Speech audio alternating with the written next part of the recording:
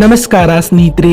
ಲಕ್ನೋ ವಿರುದ್ಧದ ಗೆಲ್ಲುವ ಪಂದ್ಯ ಸೋತ ಬಳಿಕ ಅತ್ತರು ಧವನ್. ನಂತರ ಧೋನಿ ಬಗ್ಗೆ ನೀಡಿರುವ ಹೇಳಿಕೆಯನ್ನ ಕೇಳಿದರೆ ನೀವು ಕೂಡ ಶಾಕ್ ಆಗ್ತೀರಾ. ಅಷ್ಟಕ್ಕೂ LSG ವಿರುದ್ಧ ಸೋತ ಬಳಿಕ ಶಿಖರ್ ಧವನ್ ಹೇಳಿದ್ದೇನು ಗೊತ್ತಾ? ಹೀಗೆ ಇದರೆಲ್ಲದರ ಬಗ್ಗೆ ಇವತ್ತಿನ ಈ ಒಂದು ವಿಡಿಯೋದಲ್ಲಿ ತಿಳಿಸ್ಕೊಡ್ತಾ ಹೋಗ್ತೀನಿ. ಹೀಗಾಗಿ ದಯವಿಟ್ಟು ಈ ವಿಡಿಯೋವನ್ನ ಕೊನೆವರೆಗೂ ನೋಡಿ ಸ್ನೇಹಿತರೆ. ಆದರೆ ಅದಕ್ಕಿಂತಲೂ ಮುನ್ನ ನೀವು ಕೂಡ ಗಬ್ಬರ್ ಖ್ಯಾತಿಯ ಶಿಖರ್ ಧವನ್ ರವರ ಅಭಿಮಾನಿಗಳಾಗಿ ಈ ವಿಡಿಯೋವನ್ನ ನೋಡುತ್ತಿದ್ದರೆ ತಪ್ಪದೆ ಈ ಕೂಡಲೇ ಈ ವಿಡಿಯೋಗೊಂದು ಲೈಕ್ ಮಾಡಿ.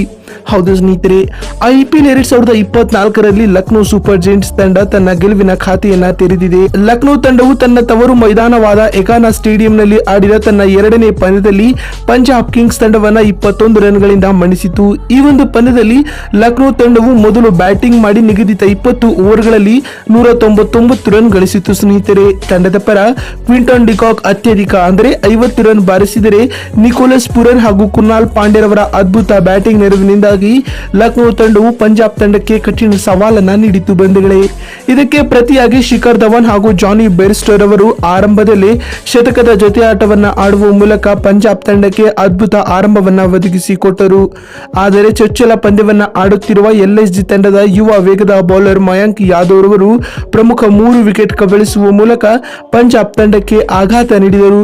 ಸತತ ವಿಕೆಟ್ ಕಳೆದುಕೊಂಡು ಸಂಕಷ್ಟಕ್ಕೆ ಸಿಲುಕಿಕೊಂಡ ಪಂಜಾಬ್ ಕಿಂಗ್ಸ್ ತಂಡವು ಅಂತಿಮವಾಗಿ ಕೇವಲ 178 ರನ್ ಗಳಿಸಲಷ್ಟೇ ಸಾಧ್ಯವಾಯಿತು. ಇದರಿಂದ 21 ರನ್ಗಳ ಹೀನಾಯ ಸೋಲನ್ನ ಪಂಜಾಬ್ ಕಿಂಗ್ಸ್ ತಂಡವು ದಾಖಲಿಸಬೇಕಾಯಿತು ಬಂಧುಗಳೇ. ಇನ್ನು ಇದೀಗ ಈ ಗೆಲ್ಲುವ ಪಂದ್ಯ ಸೋತ ಬಳಿಕ ಮಾತನಾಡಿರುವ PBKS ತಂಡದ ನಾಯಕ ಶಿಖರ್ ಧವನ್ ರವರು ಪೋಸ್ಟ್ ಮ್ಯಾಚ್ ಪ್ರೆಸೆಂಟೇಷನ್ ವೇಳೆ ಈ ರೀತಿಯಾಗಿ ಹೇಳಿದ್ದಾರೆ. ಇಂದು ನಾವು ಅದ್ಭುತ ಆಟವನ್ನ ಆಡಿದ್ದೇವೆ, ಆದರೆ ಕೊನೆಯ ಹಂತದಲ್ಲಿ ಎಡವಿದ್ದೇವೆ. ನಮ್ಮ ತಂಡದ ಬ್ಯಾಟ್ಸ್ಮನ್ಗಳು ಸ್ವಲ್ಪ ಹೊತ್ತು ನಿಂತು ಬ್ಯಾಟ್ ಮಾಡಿದರೆ ಈ ಪಂದ್ಯವನ್ನ ನಾವು ಖಂಡಿತವಾಗಿಯೂ ಗೆದ್ದುಕೊಳ್ಳುತ್ತಿದ್ದೇವೆ ಎಂದು ಶಿಖರ್ ಹೇಳಿದ್ದಾರೆ. ಇನ್ನು ಮಾತು ಮುಂದುವರಿಸಿದ ಧವನ್ ರವರು ಲಕ್ನೋ ತಂಡದ ಪರ ಯುವ ವೇಗಿಯಾದ ಮಯಾಂಕ್ ಯಾದವ್ ರವರು ಇಂದು ಅದ್ಭುತ ಬೌಲಿಂಗ್ ಸ್ಪೆಲ್ ಅನ್ನ ಹಾಕಿದ್ದಾರೆ. ಅವರು ಇದೇ ರೀತಿಯ ಆಟವನ್ನ ಮುಂದುವರಿಸಿದಲ್ಲಿ ಮುಂಬರುವ ದಿನಗಳಲ್ಲಿ ಟೀಂ ಇಂಡಿಯಾಗೆ ಎಂಟ್ರಿ ಕೊಡಲಿದ್ದಾರೆ ಎಂದು ಧವನ್ ಹೇಳಿದ್ದಾರೆ. ಇನ್ನು ಮಾತು ಮುಂದುವರಿಸಿದ ಶಿಖರ್ ರವರು ಕ್ರಿಕೆಟ್ ಲೋಕದಲ್ಲಿ ಧೋನಿಯಂತೆ ಫಿನಿಶ್ ಮಾಡುವ ಆಟಗಾರರು ನಮ್ಮ ತಂಡದಲ್ಲಿಯೂ ಇರಬೇಕಾಗಿತ್ತು. ಇದ್ದಿದ್ದರೆ ಇಂದಿನ ಪಂದ್ಯವನ್ನ ನಾವೇ ಗೆದ್ದುಕೊಳ್ಳುತ್ತಿದ್ದೆವು ಎನ್ನುವ ಮೂಲಕ ಧೋನಿ ಬಗ್ಗೆ ಅಭಿಮಾನ ಮೂಡುವ ಹೇಳಿಕೆಯನ್ನ ಗಬ್ಬರ್ ನೀಡಿದ್ದಾರೆ ಸ್ನೇಹಿತರೆ. ಇನ್ನು ಮಾತು ಮುಂದುವರಿಸಿದ ಶಿಖರ್ ರವರು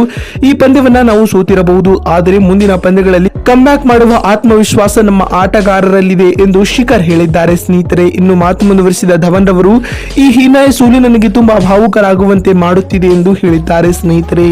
ನೋಡಿದ್ರಲ್ಲ ಬಂಧುಗಳೇ, ಲಕ್ನೋ ವಿರುದ್ಧದ ಸೋಲಿನ ಬಳಿಕ ಶಿಖರ್ ಧವನ್ ಹೇಳಿದ್ದೇನು ಅಂತ ತಿಳಿಸಿಕೊಡುವ ನಮ್ಮ ಈ ಪ್ರಯತ್ನ ನಿಮ್ಗೆ ಇಷ್ಟವಾಗಿದ್ದಲ್ಲಿ ತಪ್ಪದೆ ಈ ಕೂಡಲೇ ಈ ವಿಡಿಯೋಗೊಂದು ಲೈಕ್ ಮಾಡಿ.